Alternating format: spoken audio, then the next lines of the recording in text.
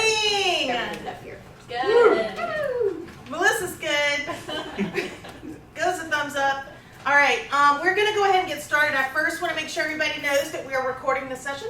We're going to be recording a session of every quality circle so that the people who are absent or anything like that, we've got documentation so we can go back and folks can be a part of it. So just make sure you remember that you're on camera, okay? Especially those of you right there. It will always be your session. Back to it. Yes. Yes. Okay, let's go ahead and start with our norms. Thank you, Mr. Carson. All right, let's see. Melissa, will you read the first one for us, please? Come prepared on time with a fully charged device and a pencil, pen or pencil. Good. All right, Mr. Hunsucker. Be an open-minded inquirer. Yes. Groots. Grits. Grits. Grits. Be a positive, willing, reflective learner. Excellent. And Robertson. Ensure equity of voice and time. Fantastic. All right, so those are all the norms. We're going to remind you also of the commitments that we have as your facilitators. We're planning learning on relevant, useful topics. We're sending out our agendas beforehand. We're having a CLT for all our sessions. We're going to adhere to our established times. Shane is our timer today. Thank you. We're going to provide snacks and drinks. I should change this. We don't need to follow up with information shared because now you've automatically got access to it with your agenda. And we're going to be receptive to feedback on teacher needs. We've already made a couple changes today based on feedback we got from last time. So again, please make sure you're giving us that feedback as we go along. All right? So let's go ahead and start with our CLT. Miss Roundy, will you read our CLT for us? Sure. I can use differentiation strategies for advanced and faster paced learners in my classroom. Excellent. What do we want you to walk out here today having in your pocket ready to go? Differentiation strategy. Differentiation strategies for who? Fast-paced learners. Fast-paced learners. Does that say gifted learners only? No. What does that say? Fast-paced. Fast-paced learners. Okay? All right. We'll go ahead and get started with Miss Brock's video. Will you get the lights for us, Sure. Mr. Carson?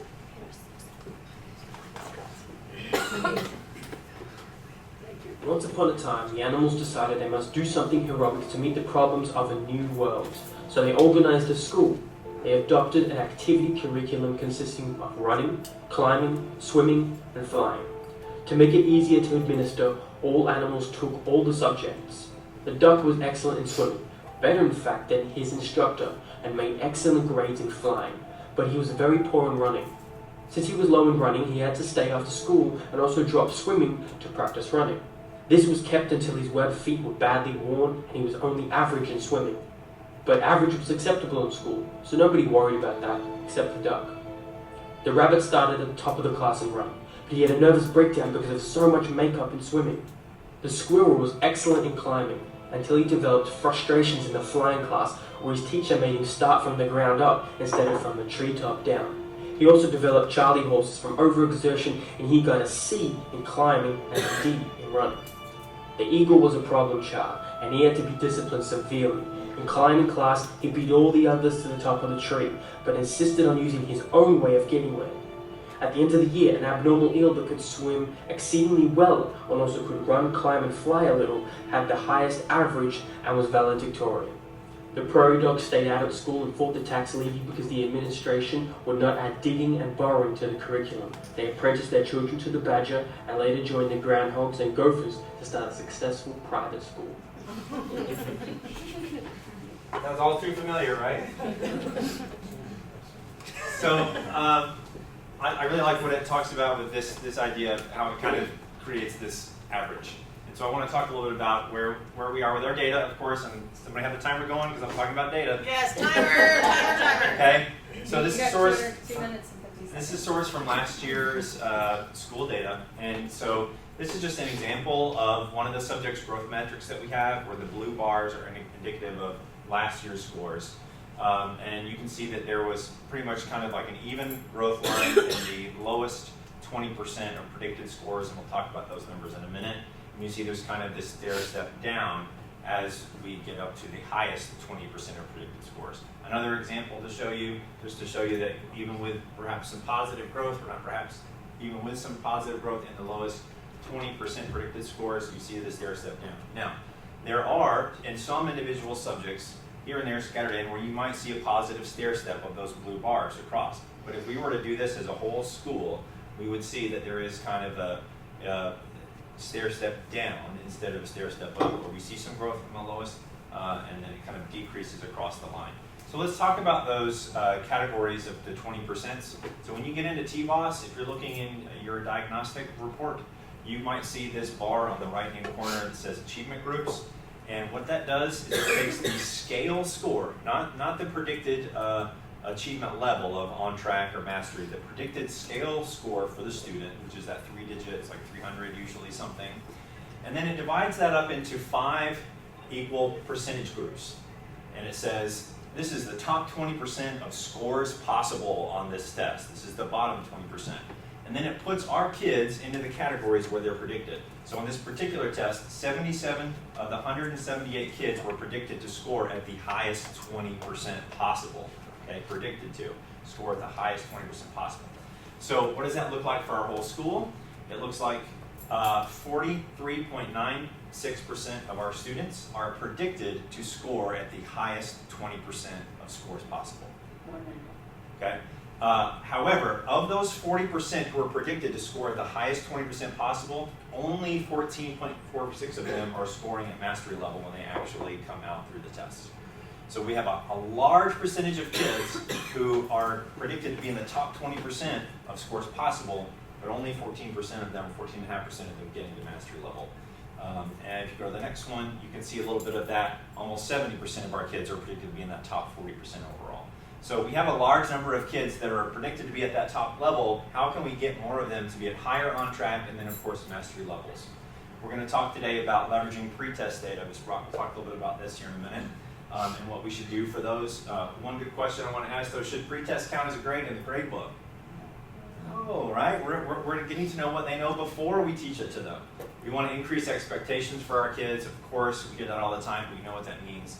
And we're going to do what we're doing today, which is collaborate for higher level practices. Nice. Right on time. Okay. Okay. Is this me? Yes, ma'am. Okay, we're gonna play a game.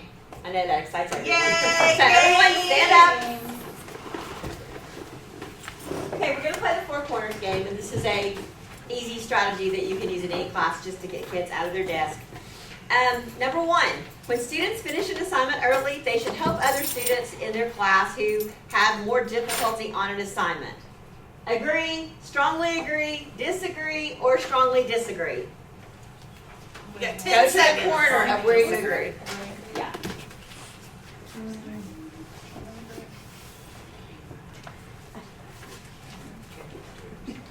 All right. I can't tell where y'all are. Okay, so the actual answer to this should be disagree or strongly disagree. While we have all heard that if a student is able to teach a concept, that is the highest level of mastery, and that seems like a great strategy to employ. When we interviewed our gifted kids, this is something that happens to them over and over again on any given day. And so there are a couple of problems with it. 1, they're not trained. Like, they don't have any training in teaching. 2 is one of my former students who is such a rule-following child, you would never expect him to do anything wrong. His comment was, yeah, I just get so frustrated and impatient, I just tell them the answer.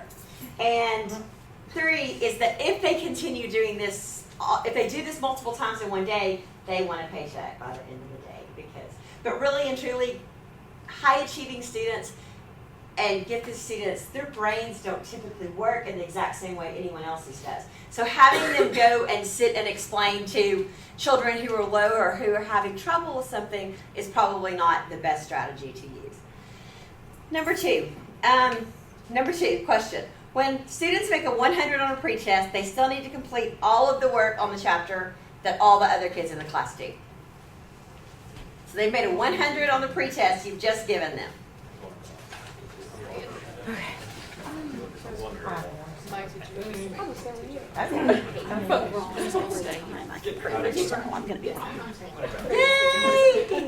Okay, everyone's on a good side.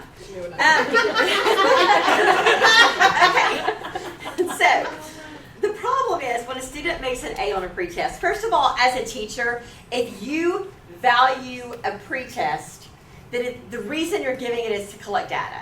And so if you don't trust and work and use that data to direct instruction, it's not valuable at all.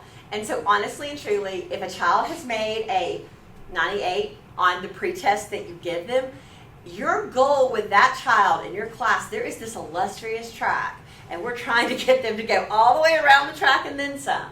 And so if they're just doing the same things they already knew, they're not going to make the extra growth around that track. Number 3, once a student completes an assignment, they should quietly read a book in I might be lynched, in a corner until other students are through.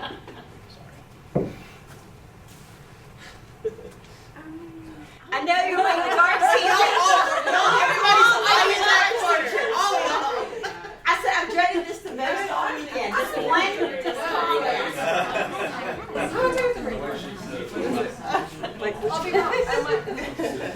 Okay. Good, thank you. I've really been anxious about asking that question to a group of language arts teachers because I know ideally that, yes, you want them to read at any given chance. But again, first of all, the books they're reading are probably not challenging their reading level. And so in order to make them grow and get around this track, we really need to be pushing what they're reading so that they're not reading things that are below their grade level. And so, but also if they're reading, they're not doing anything that is covering for any of the weaknesses that they have or any of the areas in which they don't have 100%. So, first of all, we need to ensure the books are at the higher level, and second of all, there are other things that we can do to help them show growth. Okay, and that's all. Thank you. Yay! We got one question. Okay. Do what? I just followed you. All right, there's a handout that looks like this on the table. You should recognize these icons because I handed you one when you walked in the door. It's also on your agenda It's also digitally on if your you don't agenda. need Yes, a if paper you want to copy. read it electronically, you can click on the link, or you can read it on this piece of paper that you're going to leave here. You have 90 seconds to read this and familiarize yourself with it. You don't have to memorize it. You don't have to be able to teach it to somebody else, but take 90 seconds and read it real quick. Okay. Now we are going to use these content imperatives to create questions that have to do with the hero's journey. So everybody's got an icon. So you want to find the other people that have the same icon as you. So stand up and move around the room and find your partners. You're not going to be sitting, so go ahead and Yeah, clear go the ahead. table and find your visual.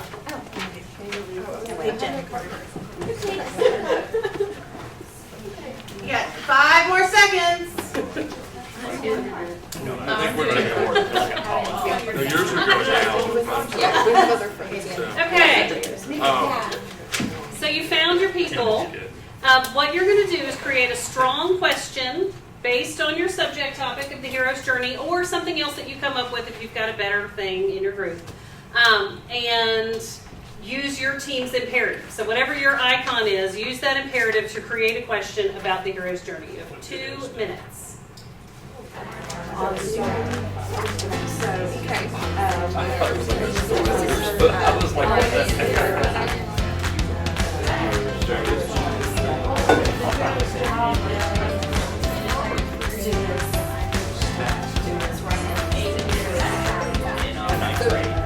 The part that I usually think about is like part of the hero comes out of the game. So, okay. I did a call mine. Like I bought this thing because I use my Okay. We're going to share our questions with Stay one with your another. group. Stay with your group. Sorry.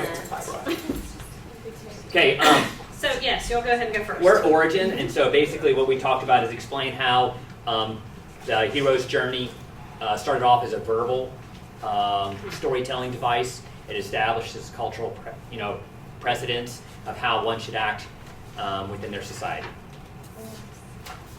So I guess the question I would say is explain how the origins of the hero's journey began in verbal storytelling techniques and how it's influenced our present movie and frameworks today. Perfect.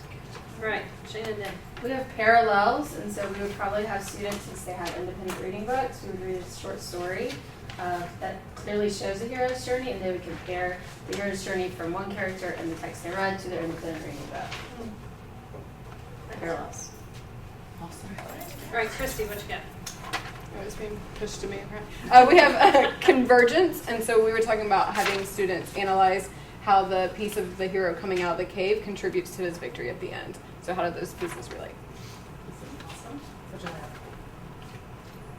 We had, Contribution.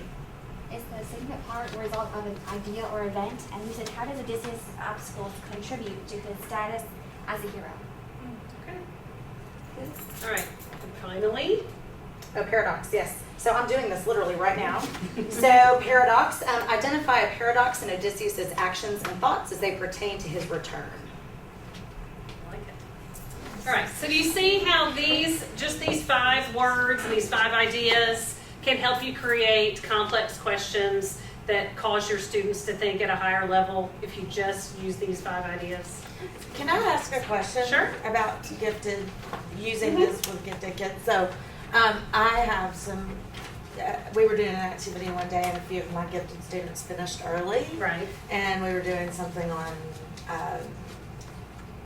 different techniques in political cartoons. And Right. so since they finished their assigned part early, I went over and I was like, could you find some further examples of like some of these that we didn't hit Yes. on? Was that bad? Is No, that bad? That's finding that's parallels. great. Yes. Okay, Right? okay, because I was like, I felt kind of guilty, like, am I giving you extra work? No, Okay. no, I think that's good because you're helping them to take what they've learned with the example that you gave them and to be able to identify that in something new. Because that's how I see these Yeah. being used. Exactly. Okay. Exactly. And that leads That's the in purpose. to Jamie's telling us about right now strategies. Y'all can all have a seat. And I'm going to come around and take your icon from you while you're getting settled.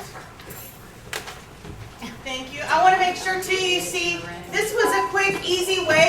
I gave you these, or Lori gave you these cards as you were coming in. We didn't have to take any of our time dividing into groups or knowing who was going to do what. I don't know if you noticed on the back we even had numbers, so I could have numbered you. Hey, 1 through 5 get together, all the evens get together, all the odds get together. So just a quick, right, easy way to think about grouping without wasting your class time. All right? Okay. Differentiation by definition is not doing the same thing for every single child in your class. And so there are 4 actual ways you can differentiate. Through the content that you give them, through the process in which you give it to them, through the product that they create, and through the learning environment where you place them when you're doing it. And really and truly, like before I start on this one, I ran through the other ones but I forgot we cut out something. So I want to really make sure we say this. Treating kids, not doing the same thing for every child is not showing favoritism. It's not a bad thing. And a perfect example of that is eyeglasses. I mean, there are students who come into your class wearing eyeglasses because they need them. But if we say every child has to be treated the same, then we have to give every child a pair of eyeglasses. But why would you give eyeglasses to a child who doesn't need it? And so the same thing goes when you give a pretest and a child shows mastery of skills, why would you give them practice material to cover that? But when these kids are in your class, and a lot of times, we're not just talking about gifted kids. This is gifted kids or high-achieving kids. But a lot of times, they'll be the people who finish their assignments first. And so you're looking for quick, easy things that you can do that are going to benefit them in your test scores, like essentially. So when they finish reading, then the exact same thing you just said, Tara. Say they each have a Chromebook now. And so where this used to be a little difficult, teachers would call me and say, can you come get these kids and take them to the library and let them research something? Every single child has a library in their hands.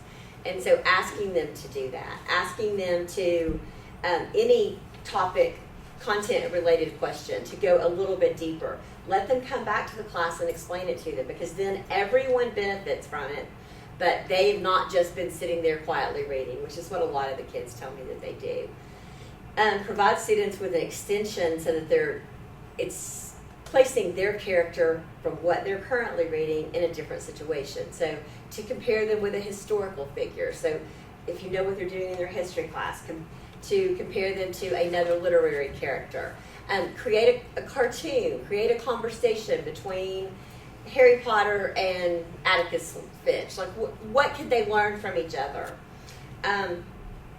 Group students by abilities and use Bloom's taxonomy. One of the things that we had as part of this activity today was to review Bloom's taxonomy with y'all. There's a new version of it, but it's available on the bottom of this piece of paper. And when you group the kids, group them by ability, which is different from what you're probably typically doing. And I'm not saying every day, all day, every day, but group them according to ability for certain tasks. And use Bloom. So give this group something that they can totally do on their own. And then give these kids something that's going to be more challenging and more analytical in nature. Connect anything that they're doing in class with literature, with music, with, other pieces of literature, poetry, paintings, films, or have a place in your class. If y'all will look at the things that are being sent out as far as clubs and things, pay attention to the kids that you have in class who have interests, who would be good at poetry competitions. TSA has 50 different events that are part of it, that are prepared speech, technical writing. Like, all of these things are going to provide academic rigor and enrichment for children who naturally enjoy that. Or have a place in your classroom where you have a challenge wall, where there are just challenge activities. Kim Brown used to do that. Jennifer Dantzler has that now in her class. They're just brain puzzles. Okay. I don't want to go over. Sweet, they made it right on time. Perfect. Okay, so the differentiator. There's a guy named Ian Bird. He is awesome. His last name is spelled B-Y-R-D. His website is Birdseed. But he created the differentiator. And so the sentence at the top, students will classify ethics of the, click to enter your content here, using a textbook and create an essay in groups of 3. Whenever you click on something on the associated colored tab, it changes the sentence at the top.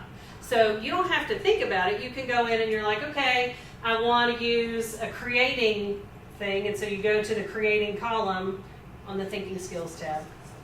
That's okay. You go and you're like, okay, they're going to construct something, and then they're going to change.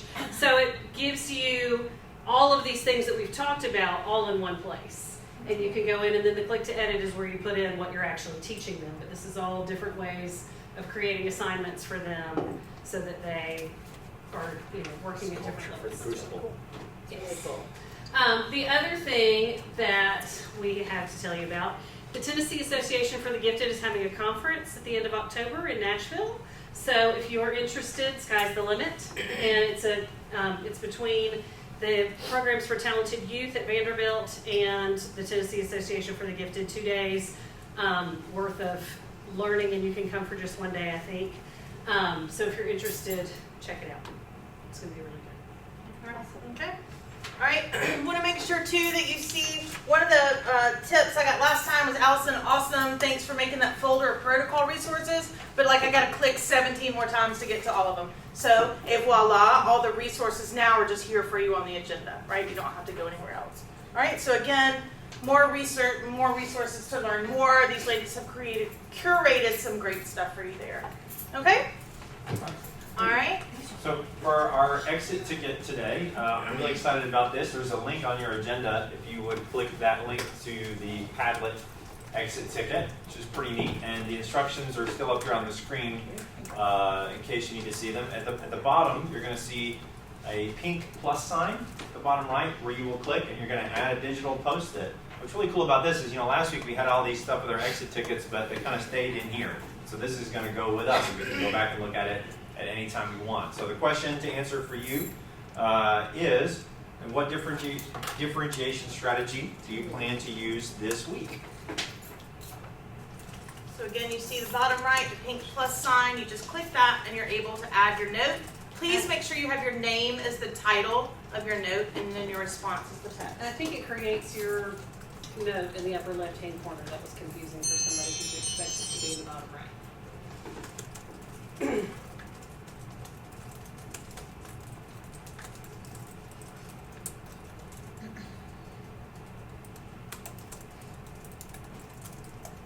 And that is our exit ticket for today. So thank you all so much for participating and thinking through these strategies with us. Make sure that you leave your handouts, right? Take a snack, leave the handout. Yes. Pink plus sign in the bottom right hand Yes, corner. once we touch it in. It's going It's away. there. Once you It's type there. it, it's there. Awesome. Yep. Are you putting these bit.lys in a shared drive? It went away. I'm putting the It says bit.lys add for to the- updated Oh, list. like the thing that you have each time that The has the agenda that has all the links. Are those going somewhere in a drive? You can save those to yours. Hey, everybody, let me show you this really quickly. In case you don't know how to do this, if you want to have access to these agendas in your drive, you're going to have, instead of a folder, a little drive symbol with a plus sign. Click on that to add this agenda to your drive, and you'll always have it. Okay? So just a quick, again, where mine has a folder, yours will have that drive symbol in gray with a plus sign. You click that, and it adds that agenda to your drive. And if you have folders already made, you can click organize. Organize will pop up after that. You can put it in whatever folder you want, or make a new folder. Yay! Thank y'all so much for your work today. We appreciate it. Make sure you've got your exit ticket down on Padlet. Take a snack and have a great Monday.